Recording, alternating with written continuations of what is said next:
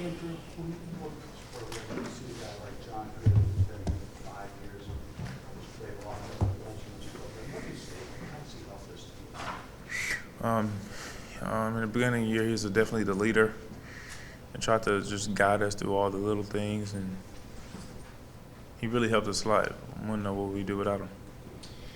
That game last night, just a little you know, you're not from here, what that meant to fans, etc. Talk to me about the atmosphere of the game, the crowd. What did you think about everything around? I mean, it was exciting. Anybody on my team can say what they want, but everybody was nervous a little bit. So, I mean, it means a lot in the state of Kentucky, and it was a game to get us to the Elite Eight. So, After the game, Charles Barkley apparently said on the air that he thought you were playing as well as any point guard in America. What's that like to have somebody that I'm sure you've known, watched your whole life on TV, etc., say that about you? it's a great feeling. Same time, it makes you a little bit more hungry. Just keep getting better, and you have to remember all the scrutiny you took and criticism, and just keep playing. What was that criticism like? What was it like just to deal with? I mean, I feel like it shows like who you are as a man, really, and just have to fight through it. I mean, it's just some adversity, some I never experienced before on the basketball court. So I think it just make me tougher. So. What was the toughest moment? Was there a moment that stands out when you think about the season? Toughest moment. Maybe losing at home to Arkansas, or no disrespect to any of the teams that we did lose to, but South Carolina losing them, that was a pretty low point. So. During that period, did you question anything about yourself or just the circumstances, or did you, I mean, how did you deal with that?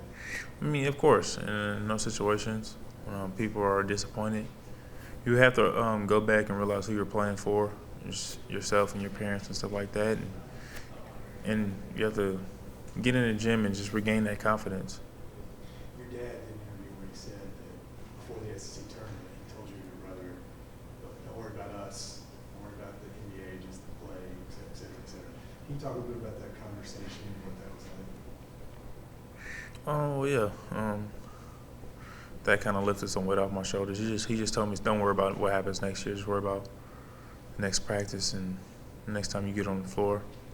So that's what I did, and it was so kind of relieving. So.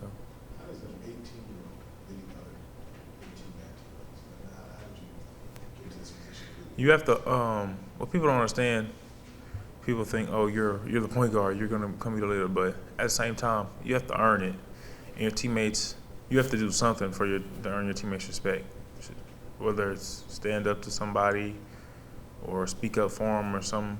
So you have to do that, and I think I did that eventually, and you have to gain their respect, and I did that. Was there a moment you I can't particularly point, something out when it was just a low point. I just don't like to lose, and that's really the biggest thing. I just hate losing. So whenever we lost, that's just a low point for me in itself. And things just start to turn around. The biggest thing is we never lost hope. We just kept believing in each other, and we have a bunch of tough guys. I just take it as it comes. I just know defenses like to load up on me, and they pay a lot of attention, whenever I get the ball or whatever I'm doing. So I don't care. When I score my first bucket, as long as we win it, that's all that matters. Right. Julius Randle said that he had to earn the position of the leader on his team. What has he done this season to kind of become that guy?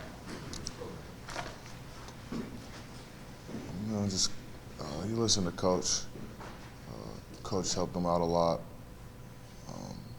But the biggest thing is, we knew he was one of our leaders, and we really trusted him. And he's our point guard, and he's the person who's gonna make us go. So we just encouraged him And, he's done a great job of never being phased. And, he just kept coming in and attacking practice and attacking, whatever adversity or, whatever that hit him, he just never backed down. Julius, a lot has been made of, how you guys have grown and handling the pressure and matured. But what from a basketball perspective are you doing differently maybe now than you were even just a couple of weeks ago? Having more fun, I think, is a big thing. Just playing hard, the chemistry, how we believe in each other a lot more on both ends of the floor. It's just what's really clicked for us, and if you gotta have fun, especially to be at this point in the season. You gotta be having fun. So I think that's really what's happened for us. Can I follow up with Go ahead. saying that the trust? Would you have made that pass last night to Aaron maybe a month ago? Probably not. Far left. When you did see the Fab Five documentary, what did you think, or did you feel any connection to it, or? No, I wasn't committed by then. But it's a pretty amazing story, just to see what they've done, how they were trendsetters, and how they've moved the game of basketball. Pretty cool thing. But as far as connection or to what we're doing, I didn't even know I was coming to Kentucky by then. Coach mentioned in the press conference you guys have a size advantage just like Tennessee, but they had problems with their two bigs, but you guys played differently. Could you expand on that? How are you guys going to attack Michigan differently than what other teams did? I don't know how we're going to attack them, but I know we have a lot of guys who can switch out 1 through 5. We're a big athletic team, who can move and play a little bit different style than Tennessee. We're big like Tennessee in a way, but play a little different. Just have a little different players. Tomorrow's game have a little special meaning for you? Pretty obvious. Not really. Not really. I just gonna treat it like another game, really, and just go out there and just play as hard as I can and leave it out all on the floor. James, what have you noticed about Andrew and maybe anything that's different over the past 2 or 3 weeks in this play? Coach is giving him a lot. It's a lot on his shoulders, and he's doing good with it. He's just taking it all in and just listening and knowing what he has to do, and he's leading us really well on offense and defense, really. He's giving us a lot of energy when he's clapping and stuff like that, and it brings us all up. And it's just, I guess he's maturing as a player. How has he changed since maybe August when he got here to now? How has he grown as a leader, especially? He's being more vocal, and he's creating shots for a lot of people. When he gets to the hole, he kicks it out to me and Aaron, and really gets us open shots. So tomorrow isn't any more special having grown up in the state and everything? I mean, did you watch Michigan at all growing up? Nah, not really. I'm just going to treat it like another game, like I've been saying. I know they're from my hometown, but only one can come out winning, so I'm just going to go out there and just leave it out on the floor. How much do you remember of the Fab Five? I know a little bit about it, but I know they're all freshmen and stuff like that. I don't even know if they won it or not. Did they win it? No. Okay. So Went to a 5-4. okay. So yeah, and I'm just really I don't know that much about it, but really was just trying to win game by game.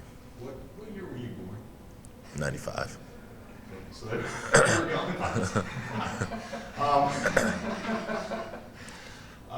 a lot of talk about having fun.